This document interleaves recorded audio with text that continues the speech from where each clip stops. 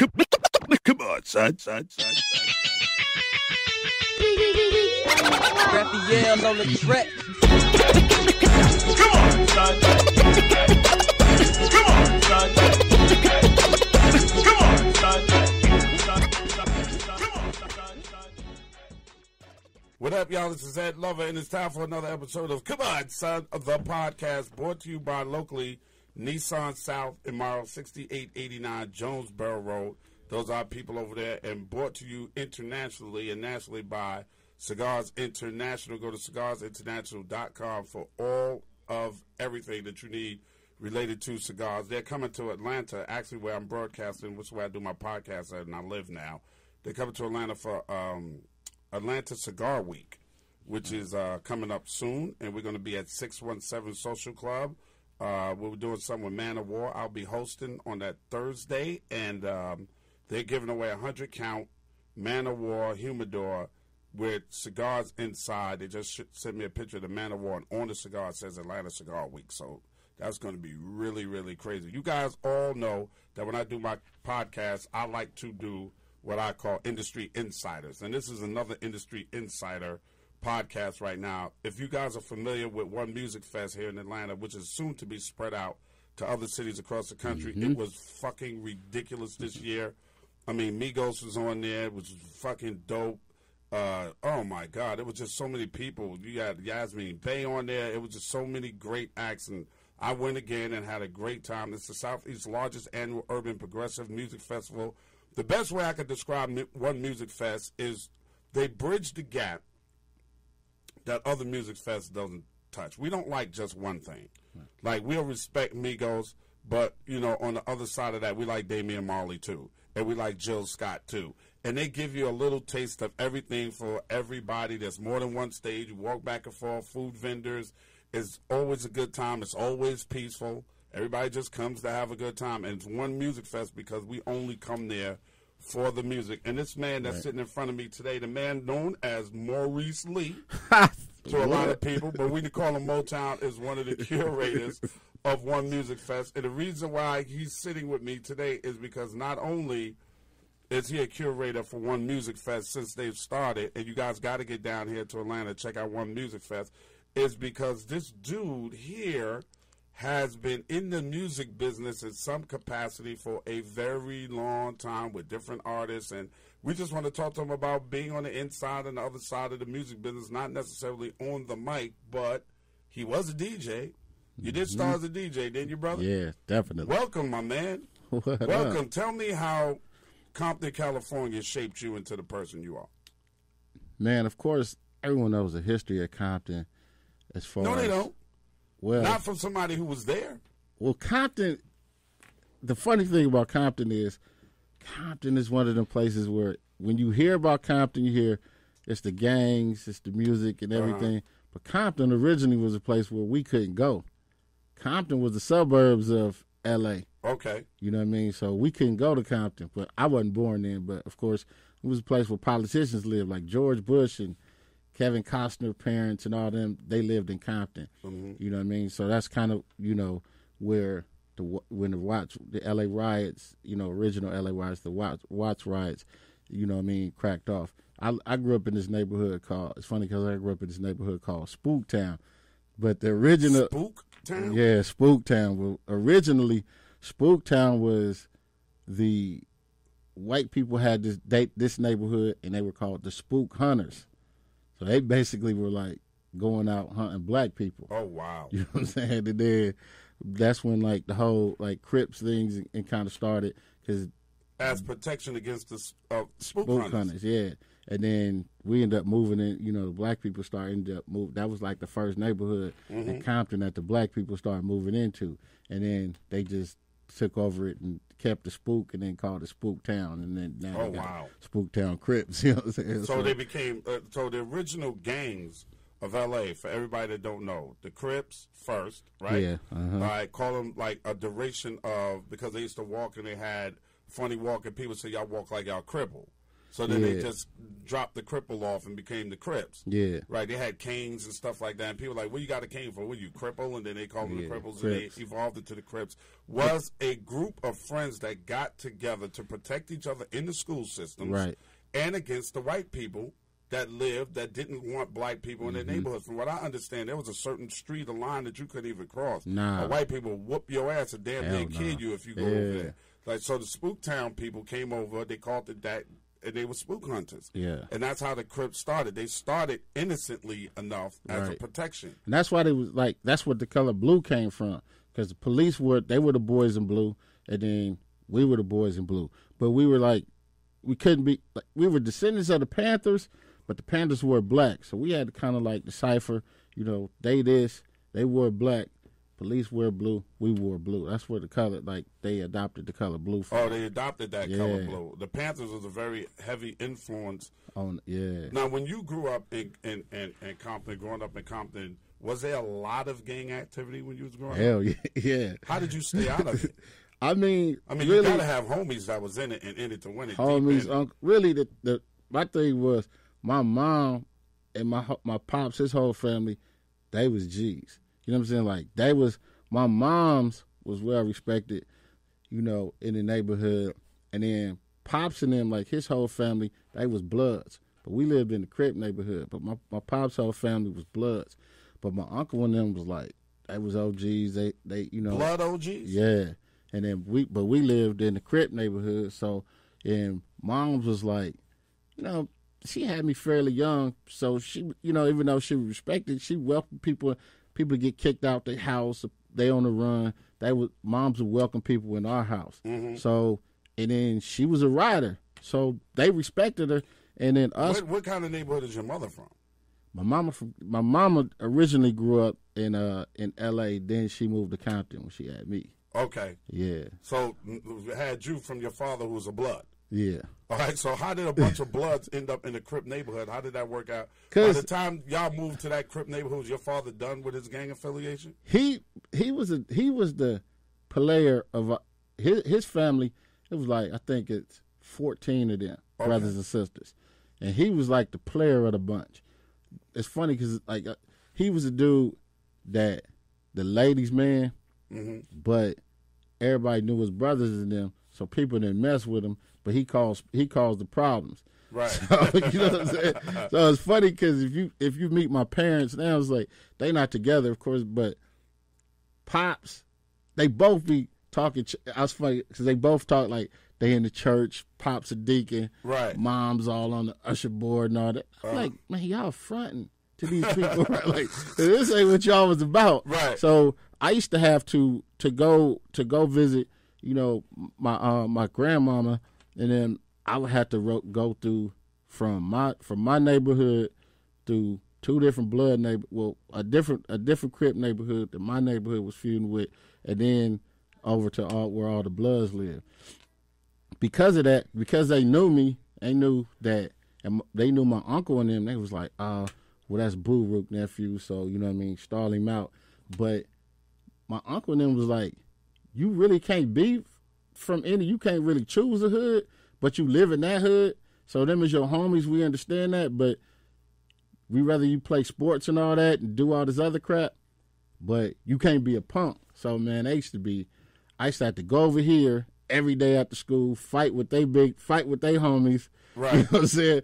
And they torture me, and then I come back to where I live and I would have to fight with the big homies over there because their whole thing was like, if you're going to do this, we got to make you real hard. You know what I mean? Especially if you're going to be Veronica's son, because she was hard. Okay. You know what I mean? So, but the big homies, because they knew what moms was, and then But you're in a Crip neighborhood. Yeah. And your father's a known blood affiliation. Yeah. They didn't mess with your father in the neighborhood? Nah. It was like a pass because he lived, you know what I mean? Because he, even though his family was Bloods, he lived over here. It was like, look, man, you know, you got to pass, but your brother and them can't, like, your family can't come over here. There. So your uncles didn't come over there. Nah.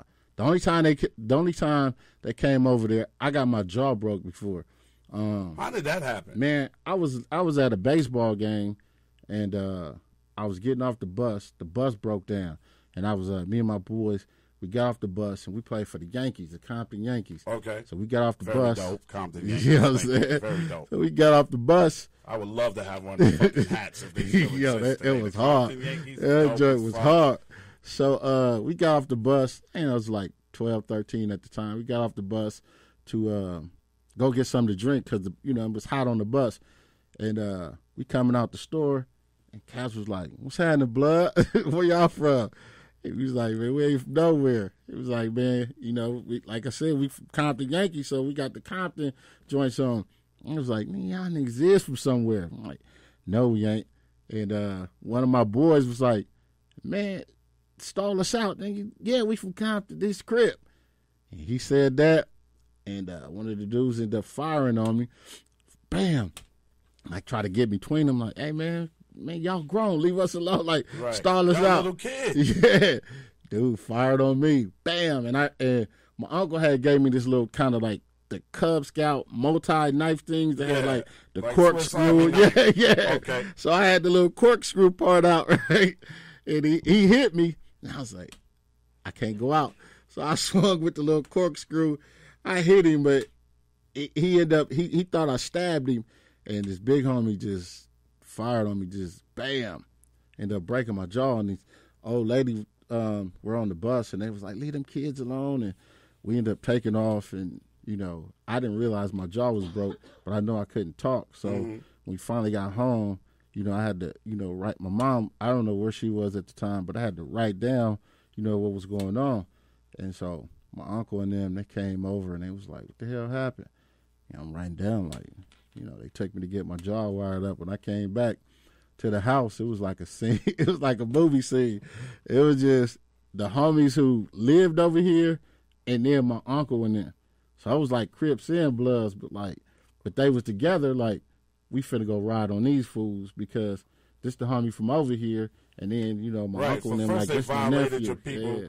That's from over there. Yeah. And then they violated you from your family. Yeah, So so- that's kind of like, we got to call a truce right Yeah. now for this minute Figure it out. to figure out who the fuck we riding on over there from a different neighborhood. Yeah, so this shit, it's funny because of that situation. That's not funny. No, but listen, the funny thing is because of that situation, my uncle became cool with, like, the OG, one of the OG Crip homies. Right. And then they ended up getting into business. I ain't gonna say what business they got into, Oh, but wow. they ended up making a lot of money. Okay. So business trumps sometimes in gang culture, business does trump colors. Yeah, at that point in time, it did. Yeah, you just gotta get this bag. Fuck all the rest of that shit. Bro. Yeah. We can bang on each other later, but right now, let's get this money. Right. Wow. It was crazy. Wow. So when did you start DJing? When did you start developing your ear for DJing? And why DJ? Because it could have been easy for you to become a Crip or a Blood. Well, probably more of a Crip because where you lived at. Yeah, but I always Why had. didn't you claim Crip after that? Like, that would be a lot of people's interest. Like, you know what? Fuck that. I mean, They're going to bomb on me because I live here. I might as well Crip out. it's still. I'm one of them. I'm an affiliate. Like, I'm still. If I get mad enough, it's gonna be Crip. You know what I'm saying? Right. But I'm like, I'm trying to avoid it. And then with the big homies, always like, look, man, avoid this shit because you smart, you do the music shit. And at that time, when I got my jaw broke, then shortly after, one of my uncles got killed, and then a year after that, I saw my brother get killed. So Whoa. You mean your brother that you grew up with in the house? yeah, my little brother. From the same mom and dad? Yeah, What happened to your brother? he got hit by a car. Okay. So because of that, man, that's when I really started. I was 14, he was 13. Oh, wow. And, you know what I mean? She was at work. She worked at Mervin's, so she's at work, and I was responsible for them cats. So he was ended up riding my homeboy's bike, and I went outside to get him so he could come in the house and eat or whatever. And while he riding, he left me to go take my homeboy's bike across the street. So as soon as he went out in the street, he got hit by a car. Damn. So because of that, man, I became like an introvert. I didn't want to play sports. I didn't want to go to school. None of that shit no more. Oh, wow. You know what I mean? So We don't understand in our neighborhoods growing up. And I've sat with Shanti Doss many times. You know Shanti. Yeah. And we've talked about silence to shame and you know, taking care of your mental as much as your physical. And I just want to say this before we continue to talk about your life and career. We don't understand post-traumatic stress disorder in our neighborhoods. We don't understand how many of our friends we've seen get killed, how to deal with or have enough income going on in our family to send our kids to grief counseling. You probably needed counseling. I think at that time, even sometimes when I think back to that, I'm like, I definitely needed it. And I didn't understand it because counseling and all that was taboo. Yeah, you didn't do that. You didn't do that. You handled it. You went to church, you prayed on it. That's right. And that was the end of it. You kept it moving. Yeah. You know what I'm saying? But I had to be super, like, for you, it was traumatic. But imagine how that affected your parents. Like, that had to be dumb traumatic. It affected my mom. After that, went to, like, a downward spiral. I bet. You know what I mean? So she started, you know, getting into, like, she got addicted to drugs and everything at the time. So it was like, and I still had two other brothers. So me becoming an introvert, you know what I mean? I had to take care of them, but I didn't want to, like, I was just like, I ain't going to school, nothing. But it was always music in the house. Mm-hmm. You know what I mean? Like, they had a gang of records. My What do you remember? Man. What music do you remember always being in the house growing up? Let me tell you, right? Hella soul. So my uncle used to bump Anita Baker. Man, I'm going to tell you a record, like, the first record I learned how to mix, but I ended up hating that shit because of my uncle, right? Because they used to have these domino parties, and every time this motherfucker would say, "Don't that Cyndi Lauper time after time." And he want to play that either that or switch, right? He didn't play the shit back to back to back. They'll never be switch. Yeah, and I'm like, classic. I was like, man, this motherfucker. I was like, classic. If he come in the house and get drunk and ask for that time after time, right? So I ended up breaking that shit. Like, you know what I'm saying? It was a little 45. I put a little break in it, pop. Right. I was like, hey man, this shit broke. You can't play this. And this was when, like, the Fat Boys and all that shit was still starting to hit, right? Run DMC, Fat Boys. I'm like, man, there's so much shit that we could be playing. Like, play this. Right. He's like, hell no, I'm throwing that time at the time. That time at the time broke, my dude. You can't play that shit. You know what I'm saying? You can't play that shit. You learned to DJ on 45s or 12-inch records? Man, both. Because he had a bunch of 45s. Right. And then he had a bunch of, you know what I mean, records, and he had two record players and shit. Uh-huh. You know what I'm saying? And so I was seeing, I don't know who, the first person I seen actually spin mix. I saw like Grandmaster Flash and them. I saw them, but I didn't really see them mix. The first person I actually seen mix was my man, they had this K-Day Mix Masters. Okay. Which was Dr. Dre, it was like Dr. Dre, M-Walk, Battle Cat, Bobcat, Greg Mack, he had the show. And yes, I remember K-Day, of course. And so, K-Day, so they would have all the DJs every Friday night. He would let the DJs get to it. So Aladdin, DJ Aladdin, of course, he was on y'all joint. Hell yeah. Aladdin lived around the corner. Oh my God! And Aladdin and Dub C was in the group. What was the name of that group? Low Profile. Low Profile. That's it. Yes, sir. So Aladdin, I was up. I walking someone home. He's like, "Hey man, cuz over there getting to it in the garage," and I'm like, "Who?" And they was like, "I don't think his name was Aladdin then, but it was something else. I think it was like Tony or something." I went over there and he was in there mixing It's Time. I was like, oh shit, he was back. It's time. Right. And then he started mixing that shit with Egyptian Lover. I was like, this nigga mixing two records together. This is crazy. You know what I mean? But I didn't understand Technique 12s and different, pitches. Right. So I went home and tried mixing at the house. And since, I didn't want to go outside, I took that little part of what he did, and every day at home, since I wouldn't want to do anything else, I would just start trying to mix records. And then one of my homeboys, his parents shipped him out from New York to L.A. This cat Tony, and this is time like, what a man, fucking culture shock. But the craziest shit is in L.A. everybody wanted to be from New York. niggas had curls and blue rags, but you motherfuckers used to leave. He can go to jail for the summer and you ain't know he in jail. Motherfucker will come back and be like, I was in New York. You know what I'm saying? Because New York, like, you made it when you made it to New York. That heavy influence of Run DMC, the Fat Boys, LL Cool J, all that music was heavy influence. So that cat came back with like some Ron G tapes and shit. Oh shit. And I still got them shits to this day. It was Ron G, fucking, I think 89, 90. Kid Capri, all that shit. See, that motherfucker was mixing hip hop with R&B. Blended. I was like, oh, I got it now. You know what I'm saying? That's the first time you ever heard that. Hip hop beats and instrumentals and putting R&B acapellas on top of it. Yes, sir. Dre used to do this shit too, but I was too young to see Dre do it. But people used to tell me like, right, yo, that motherfucker mixed like Mr. Postman with some other shit. Right. You know what I'm saying? It's funny because one of these documentaries or something, they were talking about this shit. And I was like, I didn't hear him do it, so I couldn't really imagine. First time I heard the shit was Ron G. And then I got turntables because, you know, I think Mom's was locked up at the time. Okay. And, but low-key didn't nobody know she was locked up. And all the neighbors and everybody in the neighborhood just like lightweight, make sure we were straight because they felt like if they knew her kids was at the house, they would come take us and shit.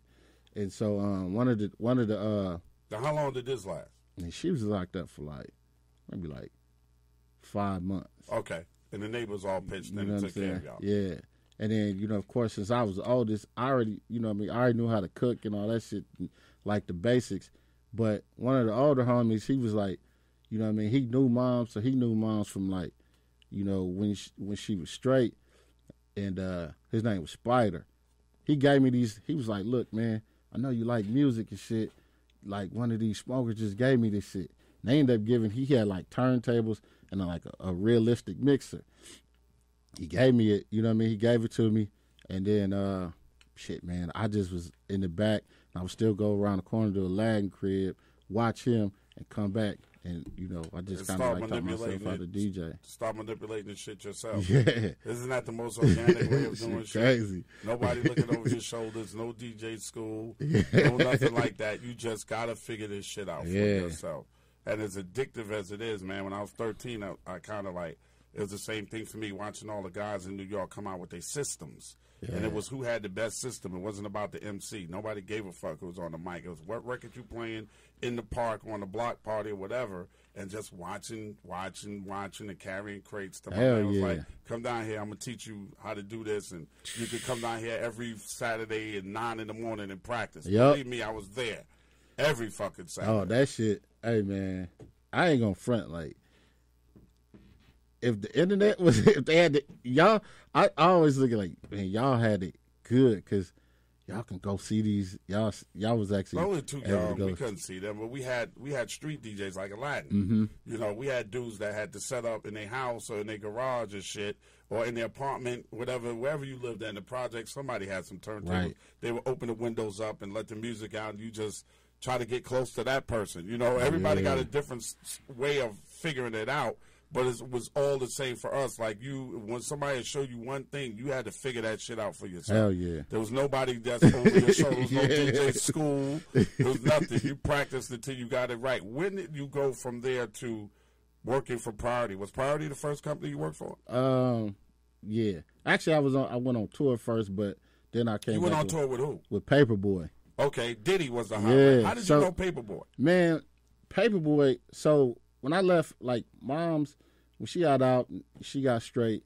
They ended up, there was this suburbs in California called Rialto. And Mom's, she found a job, and we moved to Rialto. Okay. Now, it's probably really, like, the best and worst shit that I ever How old were you at the time? I was, like, 15, 16. I had to break your heart to leave Compton, didn't it?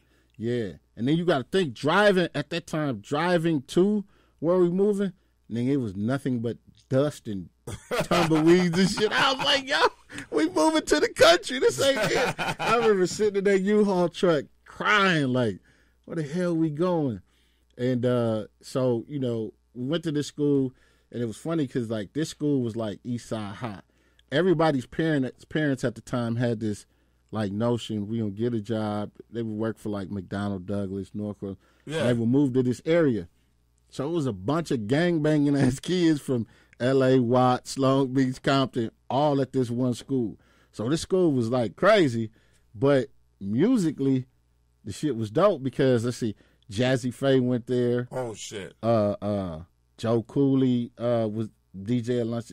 The whole JJ Fad went there. And this when JJ Fad was like, it wasn't 3 girls, it really was 5 girls. Okay. And JJ Fad stood for all their names, so JJ Fad went there. And a couple other cats went there too. So they did like, so it was just, people was rocking with music. And at the time, man, I had the cat that was like my big brother. He was like, man, I'm in the studio with Mitch.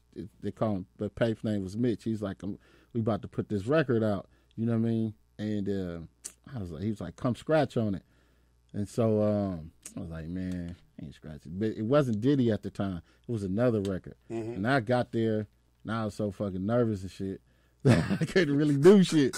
You know what I'm saying? I couldn't really scratch on this shit. You know what I'm saying? And so he was like, man, fuck this shit. You nervous. You can't even DJ. And DJ Quick, because Quick and them was in that shit too. Oh, wow. That's why that nigga made me nervous, because Quick was, I was like, nigga, this DJ Quick was already established. Yeah. Right. You know what I'm saying? So I was nervous. And then I left, went back to school, and I was getting ready to go to college, and I got some paper to go to school, and but the big homie, his money was getting funny from the dope game, and his money was getting funny. I ended up shooting, you know what I mean, giving him the paper or whatever, and they ended up putting Paperboy out, and that nigga shit sold 3 million, you know what I mean, 3 million singles. Oh, wow. And so I ended up being Papes, like, you know what I mean, I ended up, but I didn't know shit about the business then, so I ended up just being this DJ on the road. Did you get your money back? No. You know what I'm saying? I wasn't really thinking about it because I was in awe. I went from being, you know what I mean, in the neighborhood to going on tour and shit. And I would get paid for, like, doing the shows and shit. So doing that, I ended up, like, meeting. At the height of you DJing for Paperboy on the road, he sells 3 million records. Y'all touring. What are you making a night?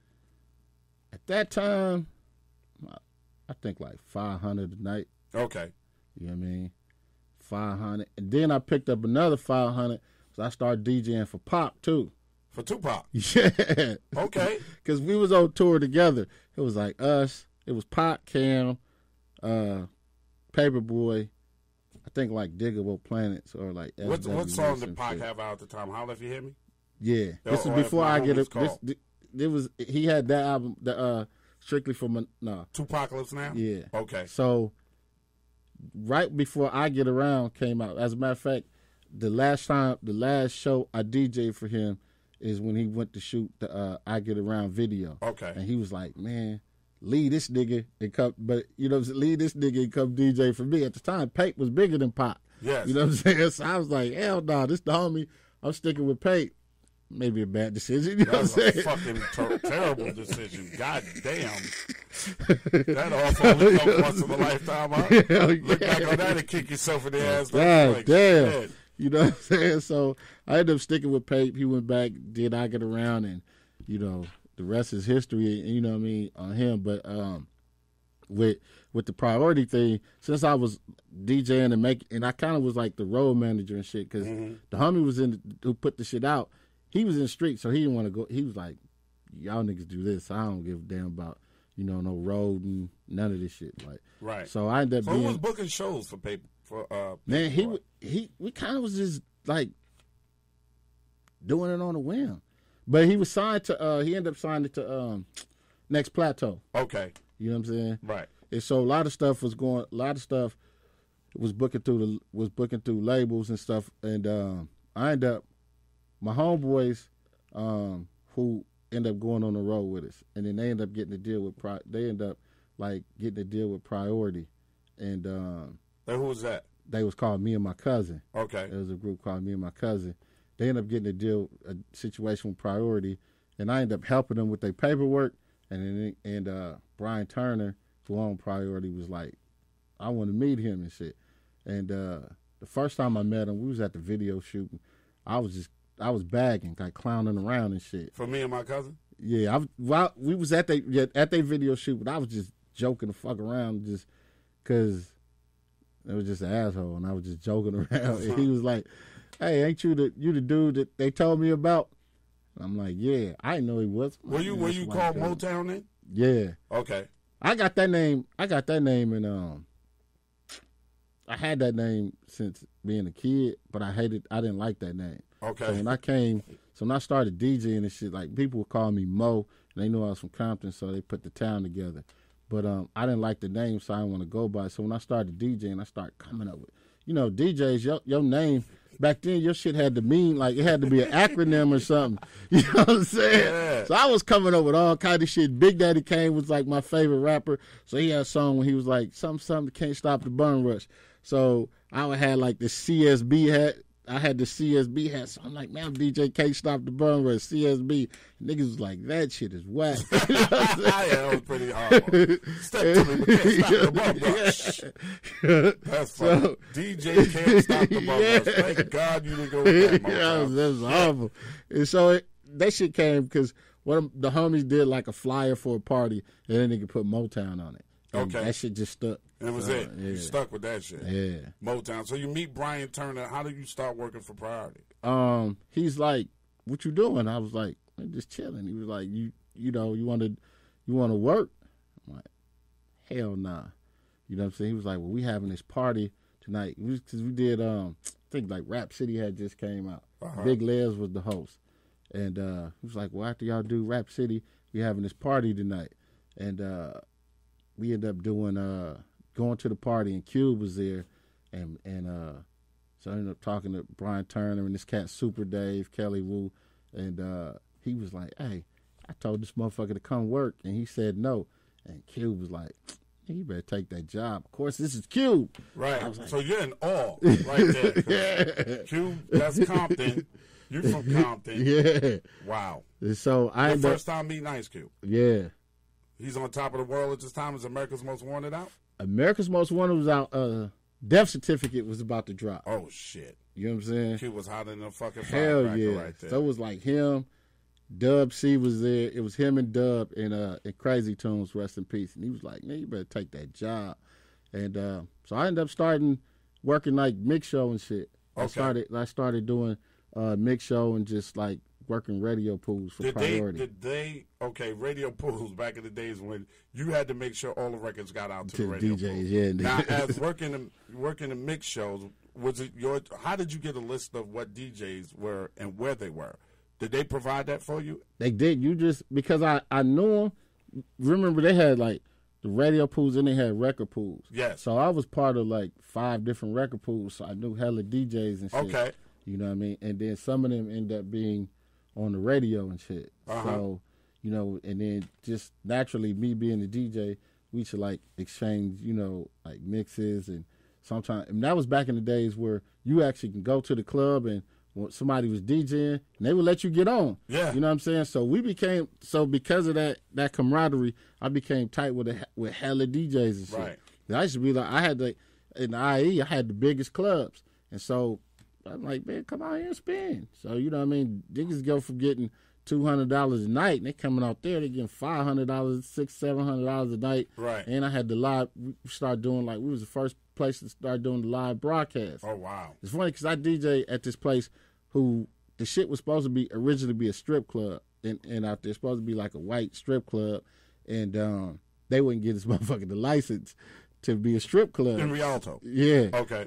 So they wouldn't give him the license to be a strip club, so he was like, "I'm going to piss y'all off," because it was like in an affluent area, and he was like, "I'm going to piss y'all off. I'm going to make this shit a black dance club." Oh, shit. And he ended up doing that shit, and the shit ended up being the biggest club, you know what I mean, damn near in Southern California at one point in time. Uh-huh. off him being an asshole. Right. You know what I'm saying?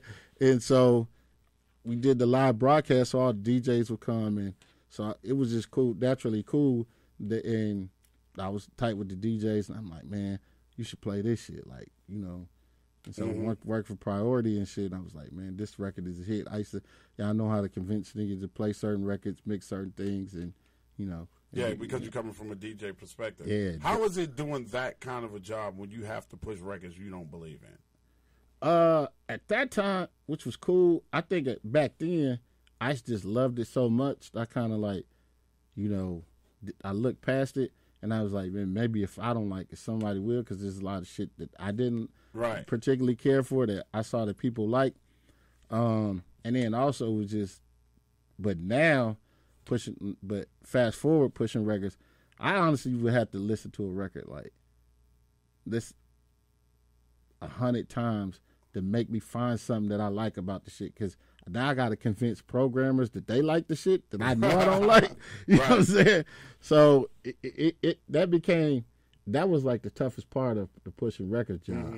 Some shit that you hate, or artists that you didn't like, you work with, and you're like, man, I really hate this motherfucker. Like personally? Yeah.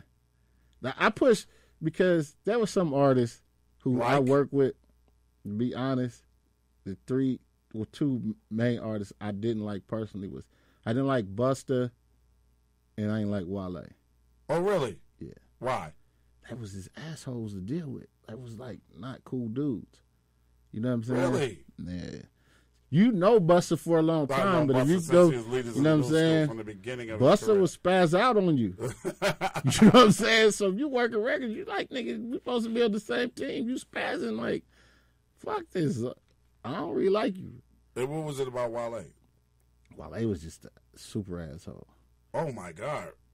I mean, I'm pretty sure, like, you got artists, or you heard stories of people saying, I don't want to deal with certain artists and all that shit. Wale was always, if you ask a lot of people, Wale was always the top of the list of motherfuckers. Why is that? Is it about how he feels about his music, or does he brush people off, or I think he don't give you the respect that you deserve as a person that's absolutely working in his favor? I think his shit was, I think with Wale was musically. I don't think he felt like people gave him enough respect for like the hits that he put out. Right. And then because he didn't feel the respect from certain people, it just went across the board. You know what I'm saying? Like, it just built up him, or I don't know if it was like a little man complex or just anything. Sometimes that could be. You know, it's just like, damn, like you just not want to do shit, sir. I ain't doing shit, man. I'm Wale. Okay, he's not doing like certain things that could promote his own record.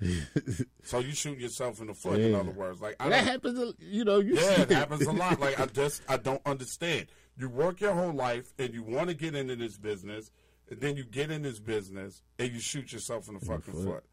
But there's plenty of times during my career I did not want to get up and do certain things. Right. Usually when that feeling happens and I do it anyway, it's one of the best experiences I've ever had. And that's the thing, man. And people don't get it. But I also get, on the flip side, I get how some artists, or I get how artists would get mad. There's some people who I think give, or dope interviewers and like dope to sit in with. Yeah. You know what I'm saying? It was fun. Before we started, we was talking about, I was like, man, I can go back and look at the Yo MTV Raps, and I was like, man, I'm in awe because the shit was hilarious. Like, you just never know what you was gonna get. You know what I mean? When y'all talk to people, you know what I mean? It was like in depth, like even with like the whole Pac going off, and y'all got the kind of relationship where you was grabbing this motherfucker's mouth, like, you know what I'm saying? We hung out all the time. So that was a natural. That was my friend. Did you have guys who you go and interview with, and they basically, it's damn near like a script. They ask you, they ain't do no research about the artist. Right. And this motherfucker did, by the time he got to you, done 100 interviews, and you asking me the same question over that these other people ask. Right. That probably can get irritating. Yeah, you're doing it every album. So I get it. But you got to understand sometimes that you are selling yourself, or you're selling a product. And sometimes when you sell, and sometimes you know what it is too, it's just a lack of maturity.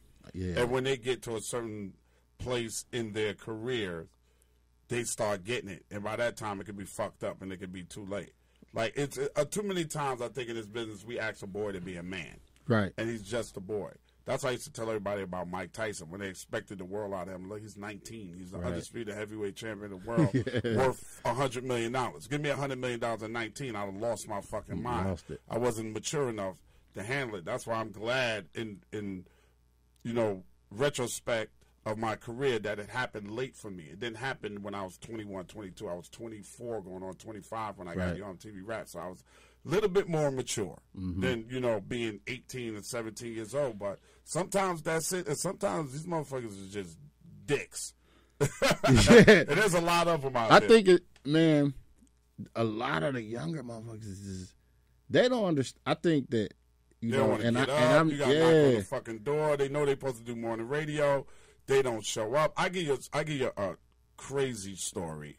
At the height of her career, I have the #1 rated radio show in the biggest market in New York City in the morning. I mean, my numbers is busting Howard Stern's ass, right? Right. And Lumi D was supposed to come do my show that morning. And we waiting on her. She didn't show. Then they said she's going to come after the show. She running a little late. And I'm like, okay, she just did the remix of Buster. She's bubbling. I'm waiting. It's like 11 o'clock, and Lumi D never fucking showed up. And her rep is there. He's losing his fucking mind. Oh, she was out late at a club. She had a show last night. And I told him, I said, okay, she'll never have another hit record. Never. And she never did. Damn. I said she'll never have another fucking hit record. Lumi, and she then was you got blazing. Then you got a motherfucker that came from the griggy ground that was getting high his whole fucking life, and they had to go get him out of the crack house half the time to record DMX, who's supposed to come and see you supposed to be there at 7 o'clock, and he show up 5:45 in the morning with the dogs. And the dogs run around the fucking radio station, but he was hungry, and he wanted it, and he came for it, and he really, really wanted it. So a lot of times they do, shoot their own shit self in the fucking foot. I always think, man, like somebody like you should probably, because I was thinking about this, and I was actually talking to my homegirl who worked for Sony TV movies. Like, man, we should do some shit called, like, just giving an insider's view at the industry, because you have so many stories that can help. Sometimes it can expose people, but I don't think my idea wasn't to expose motherfuckers, but to to help and show other people their perspectives. Because it's like, people don't know. Fifth, for instance. Right. Say what you want to say about Fifth being an asshole, but working with Fifth, if you wasn't on your game, it was like, if the itinerary said 5 and you showed up to the motherfucking hotel at 4:30, like, where Fifth at? Fifth already at the fucking radio station. Right. And you showing up like, damn, Fifth, you left? Be like, yeah, I'm here. I'm ready to rock. Right. You know what I mean? And you have those guys like that who that's right. always on time, always on point. You find that they be the biggest artists. But you got to understand, 50 Cent do shit. What he do right now is calculated. Right. It's calculated promotion. It's all tied up into promotion. He don't do shit and say shit just to say shit. Like, when he, to go at Taraji was to promote power. Right. And he knew, to say something to somebody else, to Dwayne Wade's wife, Gabrielle Union, that was to promote 50 Central. That's what that was all about. I'm coming on, I'm about to take over. You be able to be careful. I might cancel your fucking show. Bait you to make you say something back to draw your people into reading what he's trying to do. It's all calculated. The motherfucker put out a fucking commercial during the show that he's going up against, right? That says you can't have an empire without power, and it ran during Empire. Exactly. Come on.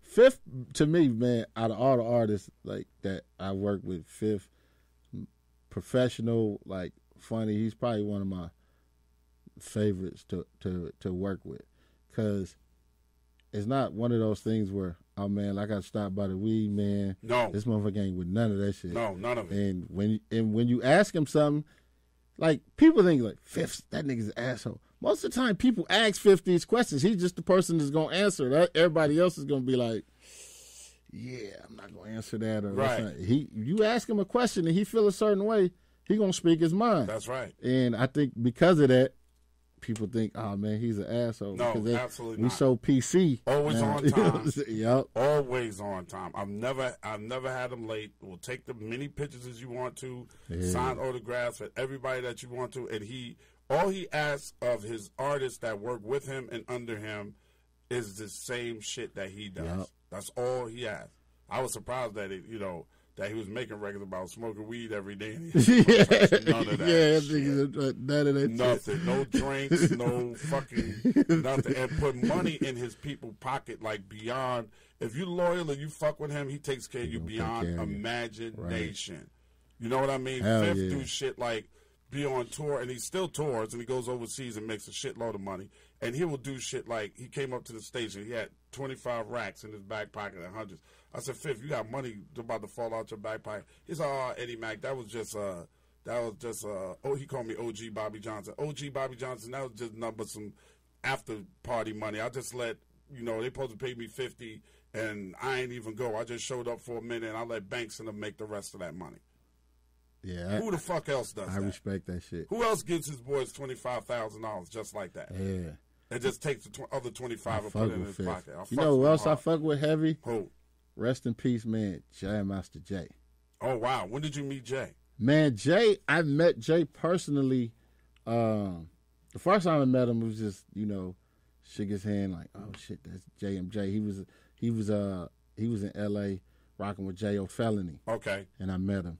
I was like, damn, that's Jay. But then I met him here from my old business partner, Sean Du. Yes. You know what I'm saying? My guy. And him and Jay were tight. Yeah, that was his dude. We're all from the same hood. Yeah, so I had a birthday party. Dude, I knew Sean Du in high school. When he was in high really? school. Oh, shit. Yo, that's my dude. So I had a birthday party, and I don't know what Jay and them was doing here, but he was like, look, man, he just kept saying all day, like, I got a surprise for you. And he like, Jay was just like up here to me. He's like, man, I got a surprise for you. You never really told me what it was. So I'm thinking some cake, some bottles and shit. So I'm DJing and shit in the club, and I just felt somebody tap me on the shoulder, and I'm in the zone. He was like, nigga, this your party, man. You don't need to DJ.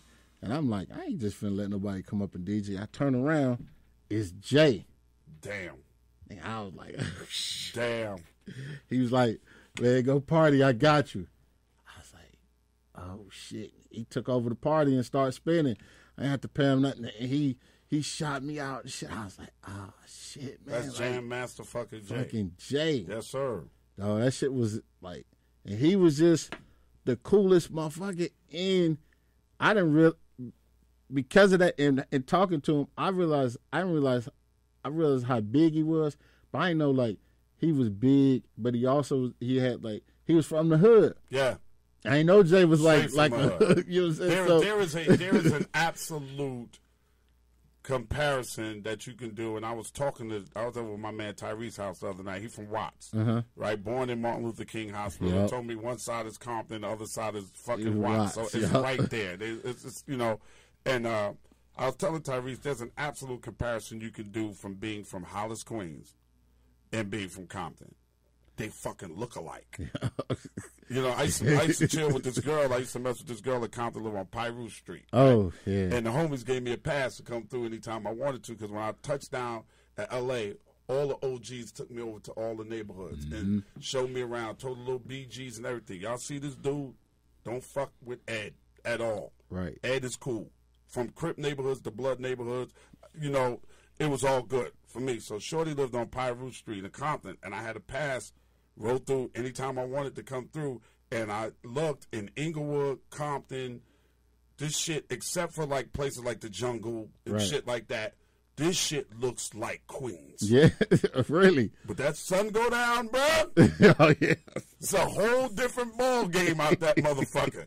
When the shit go down, when it get quiet, you go through Compton, you're like, this is fucking Compton. Get the fuck out. This shit ain't hard. Niggas is playing in the street and bike riding and throwing frisbees and shit. But no. And it was the same way, except, like I was telling Tyrese, we didn't get the gang culture.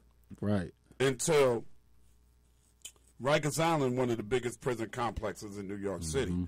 And the Latin Kings used to run the island. Oh, yeah. Slicing niggas in the face. It was a lot of black against Latino shit going on in that system.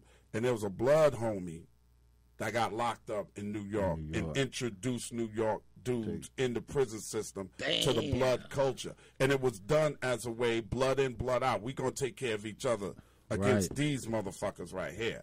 Oh, so the blood started fucking with the, with the Latin Kings heavy, and then Tretch and them was going back and forth to LA a lot, and they had a couple of Crip homies, and they came back into Brick City in East Orange and introduced Triple I niggas to the Crip culture, and then it just started spreading around. So now we have a big gang culture. But when I was coming up, if there was shooting and shit going down, and the same thing with Fifth, and Fifth got caught up in this shit too, because moms used to deal, and then he used to deal crack. It was about who you was connected to as far as drugs is concerned. Right. It wasn't blue and red.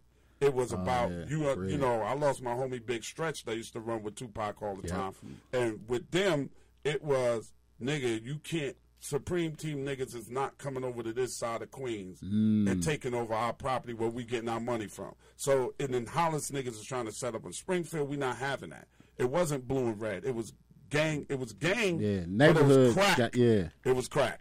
It was crack. We control our neighborhood. We getting our money over here. You see us getting money. Now you trying to move in, get this abandoned building over here. Somebody moved out. She a smoker. So now you want to come in her crib and start pushing. Not on my fucking block. That's what our shooting and all of that shit from like 84 on was behind. Damn. It wasn't, I don't think it was to the early 2000s when we first started, or maybe late 90s or early 2000s. The first motherfucking real gang banging motherfucker I ever met in my life was them niggas from Triple I that was with Tretch and them. Oh, yeah. And pretty much Snoop. When I had Snoop on TV raps. Dub probably was the first. Probably Dub, but Dub wasn't open about his thing. Like when I had Low Profile, Dub ain't say shit about it. Dub and G. Dub and you remember Coolio? Yeah. Coolio was G from Compton too. Coolio was banging. And King T. Yeah. Oh, hell yeah. I see. I had to tell you about King. I was there. You know what, tell you that fucking story? Coolio will tell you the story, because Coolio was with us when Pac and King T had a fight. Oh, yo, man. I didn't hear about that shit. I always heard the bip like, King T was cripping. Pac had a red rag hanging out his pocket. It was me, Tupac, Stretch, Carver's, both of their souls, and Coolio was there. We was at Glam Slam. Remember when Glam Slam was in LA? Hell so we had Glam Slam, and Prince just comes out of nowhere like, this shit is rocking. Like, LA has so many bitches. Oh my God, so many bitches. I'm sorry for saying the word bitches, but so many beautiful women in LA. LA had it popping, Mo. You come out there, you a New York motherfucker, you ain't never seen women this beautiful in your life. And they love y'all. Oh my God, love us to death. So we at Glam Slam, I'm popping, nigga. I'm on TV 6 days a week. I'm popping, pockets on fire. We rolling out together, we doing our 1-2, we jump up at Glam Slam.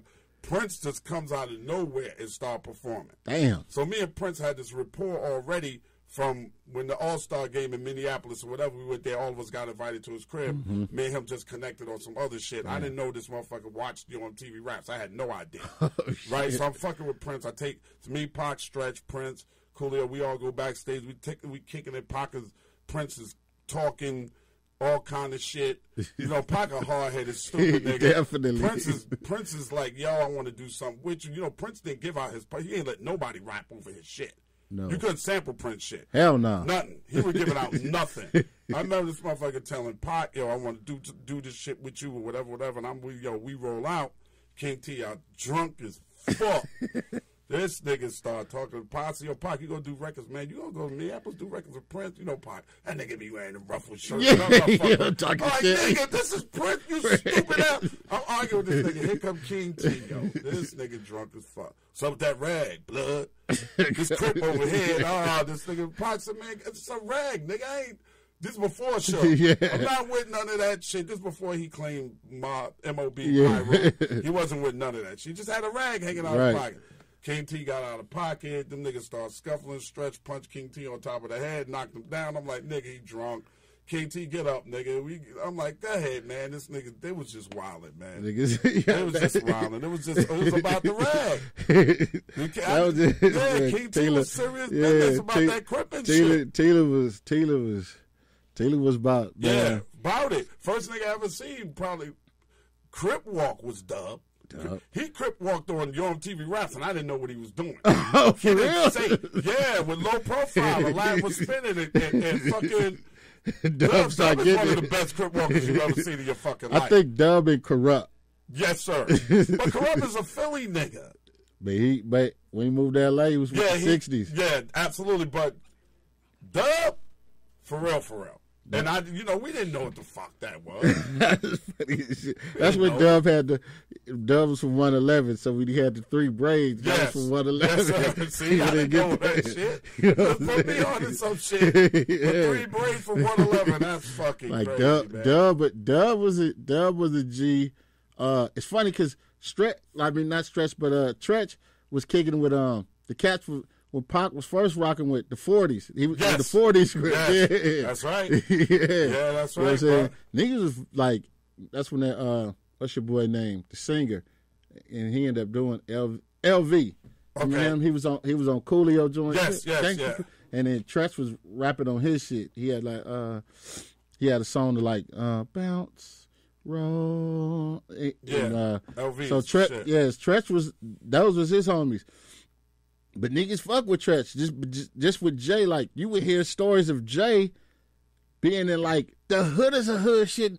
But out of all of them, the swagger and everything that they had came from Jam Master Jay. The way they dressed, all of that came from Jay. Jay was a real Hollis nigga. He was from Hollis through and through. And it's funny that you say that with Fifth, because some of the shit that you may hear about, like Jay going to the hoods, Fifth will go in the go in the hood. Yeah, Southside. You know what I'm saying? Fifth, you be like, it's funny. Fifth used to hustle up on fucking Guy R. Brewer, man. New York Boulevard and shit. Well, my wife is from over there, from Southside Jamaica, Queens. You know, that's why Fifth was a shorty. Everybody called him Boo Boo. Nobody called him 50 Cent. Until he started rapping. I didn't know who the fuck he was. And the funny shit is, my daughter went to August Martin High School. I went to August Martin High School on the south side. My wife went to August Martin High School. Lloyd Banks and my daughter was in the same homeroom class. Damn. I was in the same homeroom class with Banks' moms when I went there. And I'm fucking choking the shit out of my daughter. Like, this nigga's giving you these mixtapes all the time. I'm living in L.A. at the time. Why you not telling me these niggas is bubble? I could have been, shit. Snatched them niggas up and got them to do. You got Moetown. Right. That's when you could get a person a deal. Hell yeah. You can walk this shit in and say, listen to this shit. And it's on. And it's on. You would have been pumping. You'd have been. Absolutely. I tied myself into every fucking album on all of these niggas. Kidding me? Damn, man. Y'all from the same. We all from Queens niggas is all over the Nazarenes, Queens niggas. You know, big shout out to Nori and Capone, they Queens niggas. Jay and them is Queens niggas. Tribe is Queens niggas. Salt and Pepper's Queens niggas. Eric B's a Queens nigga. Marley Marl is a Queens nigga. LL Cool J's a Queens nigga. Large Professor is a Queens nigga. You know what I mean? Tragedy Gaddafi, Queens niggas. Me and Pac, man. Pac used to be at my mom's house so much that if the door was open, he could walk in. Even if I was upstairs in the room, or if my car was in front of the house, I was living in Jersey at the time, and he was around the corner of the Stretch house. Them niggas write rhymes or whatever. He'd come around, and them niggas come see me. I said, yo, I'm around the corner. They come in. If the door was open, he walk right in. Hey, Mom. My mom, hey, Tupac. That's how it was. Man, I didn't, I didn't realize y'all was like hella super, super tight. And then I'm like, damn, because he was tight with Stretch. And I looked at and I'm like, damn. And I seen like maybe some interviews. I heard like a Sway and Tech interview, and he was talking about. He was like, "Man, Ed, that's my niggas." Like, and when they was talking about doing the Death Row East, he was like, "Man, you know, we got." He was fucking with Buckshot, and I think Eric B. And then kind of the interview, he was like, "Man, I fucking love New York. My nigga Ed out there." I was like, "Damn, this was talking about Ed way back when." Oh yeah, shit. Absolutely. Like, that shit was crazy. Absolutely. That was a cool man. I ain't gonna front. That nigga was wild. That nigga was cool. Like, if you want to have a good time, you know what I'm saying? Fuck with Tupac. Absolutely. It was a good time. The women loved him.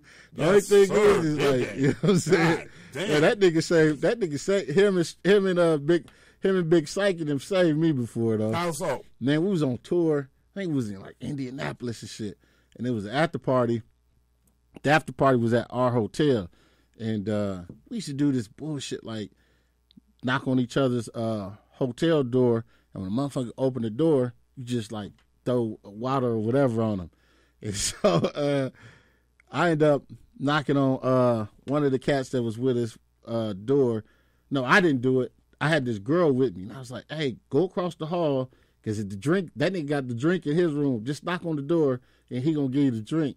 So he think I knocked on the door. So the motherfucker opened the door, he doused the girl. Psh, she wet and shit, all her hair and shit fucked up.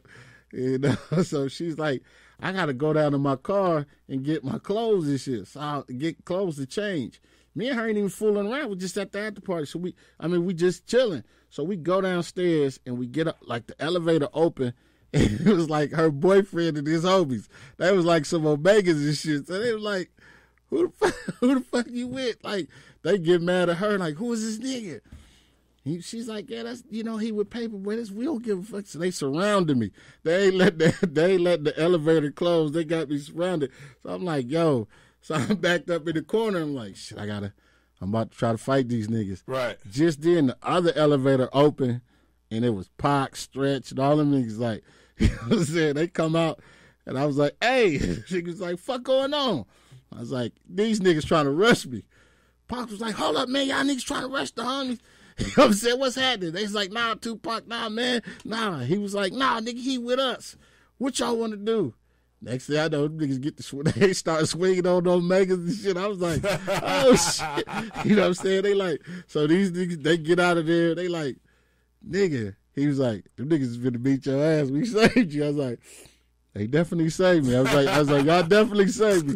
It was just the funniest shit. That shit is crazy, man. That shit is so fucking crazy. The funniest shit is we get on the plane the next day, and the nigga gets on the plane, and he goes, hey, I want everybody to know this nigga almost got his ass beat. I was like, yeah.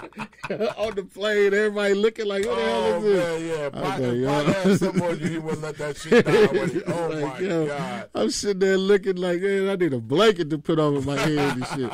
The lady next to me is like, what happened? I was like, it's a long story, man. It's a very long story right there. I'm sorry. When did you make the transition from One Music Fest and everything that you're doing right now outside of Priority? What was your next job after Priority? Did you leave Priority and go straight to this? Well, Priority moved me here. To Atlanta? Yeah. Okay. And so I was doing mix show here, and me and one of the cats that worked for Priority, we started it was maybe a street team and mix show company. Oh, I miss the street team. You know what I'm saying? So, bruh. I miss the street team. Get to it. So we started the street team company, and I was doing the mix show and radio aspect of it. And we ended up getting an account from J-Core. Okay. And what songs were y'all working? What artists were you working at that time? They had Slum Village, Dope. Mystic, Out of the Bay, and A-Ball and MJG. Oh wow. Pimp Hard they had to just put Pimp Hard out, but they was banned from radio because some shit that happened at Suave. So no radio station would play nothing with A-Ball and MJG. Oh shit. And I had a tight relationship with the programmers at Radio 1. So I kind of went in, negotiated them to lift the band, so they start playing A-Ball and MJG. So J-Core ended up giving me a job to do radio, national radio for J-Core. And then so I was over at J-Core on the road with Ball and G. 9/11 hit, and all shit was fucked up. So Jay Ferris, the owner of J-Core, a lot of his money was in stocks. So he just didn't have money to pay people no more. Oh, wow. And so Ball and them was like, look, man, we free agents, and we need a manager, and won't you come manage us? You know what I mean? The kick is, won't you? And Dude was their homeboy because he had an artist with Suave House, and he had been in the game. He was like, you and Dude need to, y'all partner up. and manage us. So like I ain't never managed before, but fuck it, let's give it a shot. Right. So we end up, getting together, and start managing A-Ball and MJG.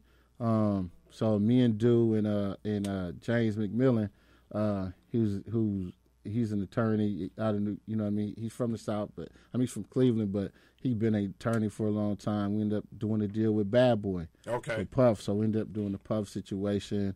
And then for A-Ball and MJG. So we did that, put out Living Legends, went platinum, and I just, man. 1 million sold, folks, not streamed. Yeah, sold. You know what I'm saying? So we was doing that, and I just started, I always still did radio because I was doing it for them, even though I was managing them. Mm-hmm. And I kind of got tired of the management thing. I was like, man, this shit, I feel like I'm babysitting, you know what I mean? And so I just didn't want to manage anymore at that time. So I stopped, and I had put out a clothing line and was still, doing the radio, and I ended up going to Interscope. Okay. You know what I mean? So I ended up working with Interscope, the Southeast Regional Manager at Interscope, so I worked with everybody there. That's when Fifth, Robin Thicke, Kendrick, and everything. So I just, from there, Jay, who was, me and Jay were thick as thieves, and he was like, man, I want to start a festival, you know what I mean? So he's like, you got the music side locked up, I want to start a festival, like, let's start booking these acts. And One Music Fest came about, and we just, started doing that. And I still do my consulting, so I still do radio as far as consulting, and then went over to NASCAR. Then NASCAR was begging me to come over there, so I ended up, for last year and a half, working at NASCAR. What do you do over at NASCAR? I was the vice president of marketing and diversity partnerships. That is dope as Up shit. until 3 weeks ago, I quit. You did? Hell yeah. Why? I can tell you off here, but okay, tell me just know that they gotta, what NASCAR for, yes, is true. Okay. Yeah, you know what I mean? So, but I had it was a good experience working there and everything, and the CEO of NASCAR, he personally hired me, and that's my dude. You know what I mean? It's like he's to this day, even though I quit and we going through funk, like he's still my dude, and he understands why it wasn't a situation that he created, mm-hmm. but it was a situation that was created. So right. We got to deal with it. All right, there you go, my man Moetown. I appreciate you, big homie. Hey, yo, I'm here with Ed. Wait till the homie. Look, boy, I made it. Yo, we appreciate y'all listening, man, to Come On Son, the podcast. Y'all keep God first. Everything else will always fall into place. I'll talk to you, at you, and about your ass the next time, which is next week, right here on Come On Son, the podcast. Now get the fuck out of here with that bullshit. This Ed Lover podcast is being done in conjunction with Cigars International. Make sure you check out cigarsinternational.com for all your cigar needs. This episode of Come On Son, the podcast, is produced and engineered by co-executive producers Kimana Paulus and Krista Hayes. Recorded at Mean Street Studios in downtown Atlanta, Georgia. This is an official Loudspeakers Network podcast. Network podcast. Network podcast. Network podcast. Network podcast. Network podcast. Network podcast. Network